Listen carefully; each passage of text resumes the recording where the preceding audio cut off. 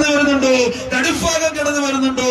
ആകാംക്ഷയുടെ മുൾമുനയിൽ നിൽക്കുന്ന നിമിഷങ്ങൾ. ജലോത്സവ പ്രേമികൾ എല്ലാം മറന്നുകൊണ്ട് ഈ പ്രദേശത്തെ ചമ്പക്കുളത്താറിന്റെ ഈ പമ്പയുടെ ഇരുകരകളിലും തെങ്ങി നിറഞ്ഞിരിക്കുകയാണ്. ഇന്ന് കുട്ടനാട്ടിൽ ആവേശോജ്വലമായിട്ടില്ലേ മുഴുവൻ ജനങ്ങളും ഈ ചമ്പക്കുളത്തേക്ക് ഒഴുകിയെത്തിയിരിക്കുകയാണ്. ഇവിടെ ഇന്ന് ഉത്സവമാണ്, കുട്ടനാടിന്റെ ജലോത്സവമാണ് മൂലം ജലോത്സവമെങ്കിൽ മൂലം ജലോത്സവത്തിന് ചരിത്രമുണ്ടോ, ചരിത്ര പ്രാധാന്യമുണ്ടോ?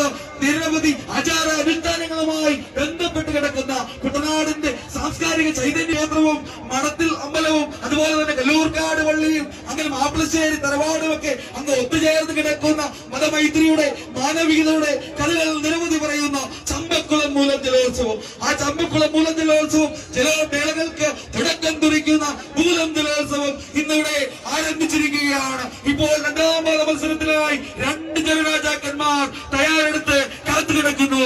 ഒന്നാം ട്രാക്കിൽ